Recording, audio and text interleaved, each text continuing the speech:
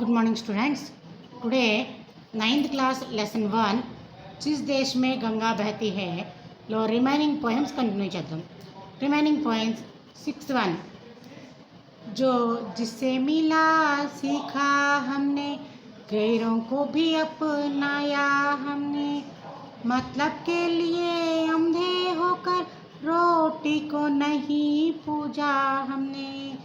Previous మనం 1 2 3 4 5 poems complete చేసుకున్నాం। Today 6th poem మళ్ళీ ఇంకోసారి రిపీట్ చేస్తున్నా చూసుకున్నామా। जो जिससे मिला सीखा हमने गैरों को भी अपनाया हमने मतलब के लिए अंधे होकर रोटी को नहीं पूजा हमने। సో దీంట్లో కొన్ని కొత్త పదాలు ఉన్నాయి। సీఖా అంటే నేర్చుకోవడం, ఏదైనా జ్ఞానాన్ని పొందటం। జో జిస్సే మిలా సీఖా హమ్నే అంటే జో ఏదైతే జిస్సే అంటే ఎవరి ద్వారా అయితే మనకి మిలా అంటే లభించిందో, అంటే జో జిస్సే మిలా సీఖా హమ్నే ఎవరి ద్వారా మనకి ఏదైతే లభించిందో సీఖా హమ్నే నేర్చుకున్నాం మేము। గైరోं को भी अपनाया हमने గైరో అంటే పరాయి వారు, అంటే బ్రిటిష్ వారిని కూడా మన సొంత వారిగానే మనం భావించాము। గైరోं को भी अपनाया हमने मतलब के लिए अंधे होकर रोटी को नहीं पूजा हमने। मतलब అంటే ఇక్కడ స్వార్థం కోసము, అంధే హోకర్ స్వార్థంతో గుడ్డివారిగా అయిపోకుండా, రోటీకో నహీ పూజా హమ్నే అంటే కేవలం మన స్వార్థమే చూసుకుని మన సొంత లాభమే చూసుకోకుండా మేము ఇతరులకు కూడా పరాయి వారిని కూడా సొంతంగా చూసుకునే తత్వం ఒక భారతీయుల్లో మాత్రమే ఉంటుందని చెప్పేసి కవి శైలేంద్ర కుమార్ ఇక్కడ వర్ణిస్తున్నారు ఈ పోయంలో। నెక్స్ట్ వన్ अब हम तो क्या सारी दुनिया से कहती है अब हम तो क्या सारी दुनिया से कहती है हम उस देश के वासी हैं जिस देश में गंगा बहती है। చూడనా अब हम तो क्या सारी दुनिया से कहती है ఇప్పుడు మేమే కాదు ప్రపంచమంతటా కూడా ప్రపంచంతోనే చెప్తోంది।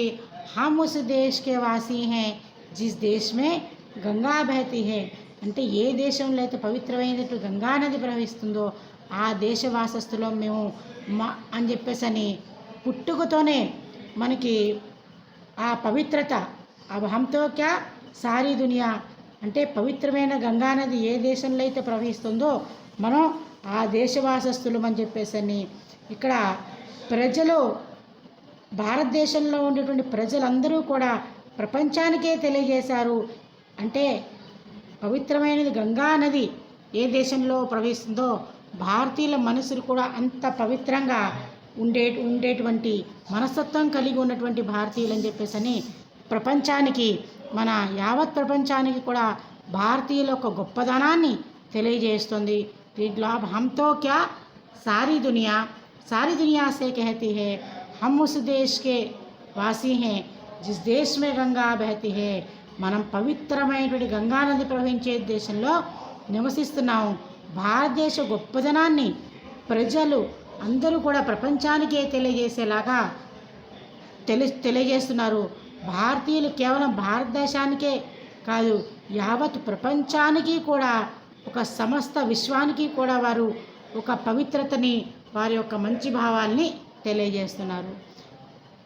నెక్స్ట్ होठों पे सच्चाई रहती है जहाँ दिल में सफाई रहती है हम उस देश के वासी हैं जिस देश में गंगा बहती है।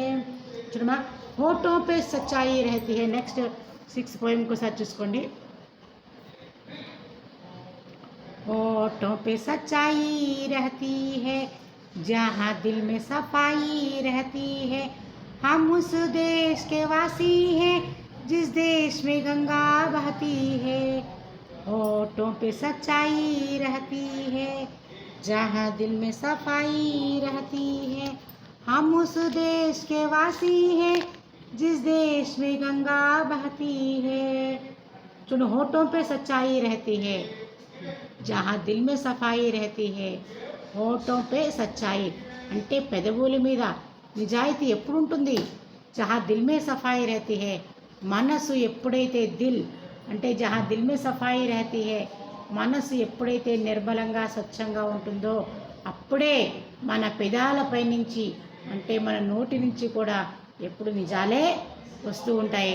హమ్ ఉస్ దేశ్ కే వాసీ హై జిస్ దేశ్ మే గంగా బహతీ హై అంటే మనం ఏ దేశవాసస్థులం, ఏ దేశంలో అయితే పవిత్రమైనటువంటి గంగానది ప్రవహిస్తుందో ఆ దేశ వాసస్థులం. సో होठों पे सच्चाई रहती है, जहाँ दिल में सफाई रहती है. हम उस देश के वासी हैं जिस देश में गंगा बहती है. ఈ 3 పోయమ్స్ కూడా టుడే చెప్పినటువంటివి మీ నోట్బుక్స్లో నోట్ చేసుకోండి. వాటి శబ్దార్థాలు ఒకసారి చూసుకున్నానా. शब्दार्थ सीखना అంటే प्राप्त करना, सीखना प्राप्त करना నేర్చుకొనుట. सीखना प्राप्त करना నేర్చుకొనుట. तो लर्न गैर पराया पराये वालों ने. अपनाना स्वीकारना, अपनाना స్వీకరణ అంటే స్వీకరణ అంటే మీనింగ్ తనదిగా చేసుకోవటం అంటే స్వీకరించడము అని. మత్లబ్ స్వార్థ, మత్లబ్ స్వార్థ, సెల్ఫిష్నెస్ లేకపోతే స్వార్థము. सारा समस्त, सारा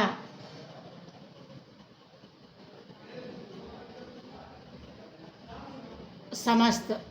नेक्स्ट ఇక్కడ अंधे होना नेत्रहीन होना, अंधे होना नेत्रहीन होना అంటే గుడ్డివారగుట అంటే ఏదైనా స్వార్థంతో కళ్ళు మూసుకుపోవడం అని. సారా సమస్త, దునియా ప్రపంచం, వరల్డ్ दुनिया, विश्व जग संसार वर्ण. సో ఈ లెసన్కి 1కి సంబంధించినటువంటి మీ టెక్స్ట్ బుక్లో కొన్ని క్వశ్చన్స్ ఇచ్చున్నాయి, వాటిని నోట్ చేసుకున్నాము మీ నోట్బుక్స్లో.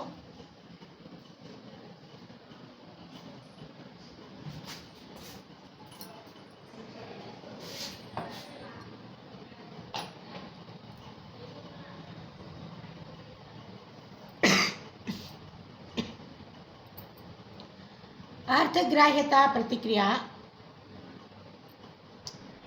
అర్థగ్రాహ్యత ప్రతిక్రియలో ఫస్ట్ క్వశ్చన్, अर्थग्राह्यता प्रतिक्रिया. फर्स्ट क्वेश्चन, भारतीयों के बारे में कवि ने क्या कहा है. అంటే భారతీయుల గురించి కవి ఏమని అన్నారు అంటే భారతీయులు ఎలాంటి వారు, వారి స్వభావం ఎట్లాంటిది, కవి భారతీయుల గురించి ఏం చెప్పారు. సో ఫస్ట్ పాయింట్ వచ్చేసరికి మనకి భారతీయోं के होठों पे सच्चाई रहती है. భారతీయోं के होठों पर सच्चाई रहती है అంటే భారతీయుల యొక్క పెదవులపైన ఎప్పుడు కూడా సత్యమే పలుకుతారు, వారు ఎన్నడూ కూడా అసత్యము పలకరు. సెకండ్ పాయింట్, उनके दिल में सफाई रहती है. వారి మనసుల్లో ఎప్పుడూ కూడా స్వార్థము లేకుండా దిల్ మే సఫాయి రహతీ హే, వారి మనసులు ఎప్పుడూ కూడా నిర్మలంగా చాలా పవిత్రంగా పరిశుద్ధంగా ఉంటాయి. थर्ड पॉइंट, वे हर जान की कीमत जानते हैं. हर जान, जान అంటే ప్రాణము, కీమత్ అంటే విలువ. वे हर जान की कीमत जानते हैं, వారికి ప్రతి ఒక్కరి యొక్క ప్రాణం విలువ తెలుసు. 4th पॉइंट, वे अतिथियों का आदर सत्कार करना परम धर्म मानते हैं. వారు అతిథులకి గౌరవించడము, వారిని సత్కరించడం అంటే వారి పరమ ధర్మంగా భావిస్తారు. నెక్స్ట్ 5th पॉइंट, उनमें ज़्यादा कमाने की इच्छा नहीं होती.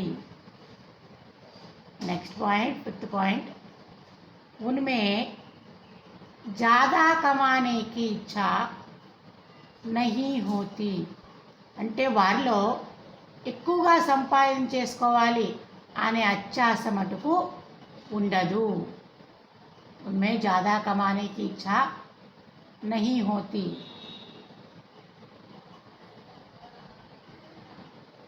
6th पॉइंट,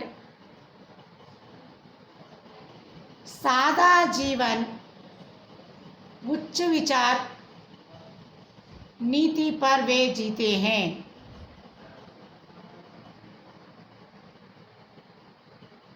सादा जीवन उच्च विचार नीति पर वे जीते हैं అంటే చాలా సాదా జీవితాన్ని గడుపుతారు. ఉచ్చ విచార్ అంటే వారి యొక్క ఆలోచనలన్నీ కూడా గొప్పగా ఉంటాయి. ఉచ్చ విచార్ నీతి పర్ వే జీతే హే, గొప్ప ఆలోచన విధానంతోనే వారు గడుపుతారు. వే మిల్జుల్ కర్ రహతే హే, భారతీయులు కలిసిమెలిసి ఉంటారు. वे अपने स्वार्थ के लिए किसी को हानि नहीं पहुंचाते అంటే వారి స్వార్థం కోసమని ఇతరులకు ఎప్పుడు కూడా హాని కలిగించరు. 9th पॉइंट, उन्होंने सबसे कुछ ना कुछ सीखा है. వారు అందరి నుంచి కూడా ఏదో ఒకటి నేర్చుకుంటూనే ఉంటారు. సబ్సే అంటే ఎవరి దగ్గర నేర్చుకునేటువంటి మంచి విషయం ఏదున్నా సరే వారు నేర్చుకోవడానికి ఎన్నడూ కూడా ముందే ఉంటారు. अंग्रेजों को भी अपनाया है. अंग्रेजों को भी अपनाया है. 10th पॉइंट, అంటే బ్రిటిష్ వారిని కూడా వారి సొంత వారిగానే భావించారు. అంగ్రేజోं को भी अपनाया అంటే బ్రిటిష్ వారిని కూడా వారి సొంత వారిగానే భావించారు. కవి శైలేంద్ర కుమార్ ఈ లెసన్లో భారతీయుల యొక్క గుణగణాల గురించి, వారి యొక్క స్వభావం గురించి చాలా బాగా వర్ణించారు. సో ఈ లెసన్కి సంబంధించినటువంటి పోయమ్స్, వాటి యొక్క శబ్దార్థాలు,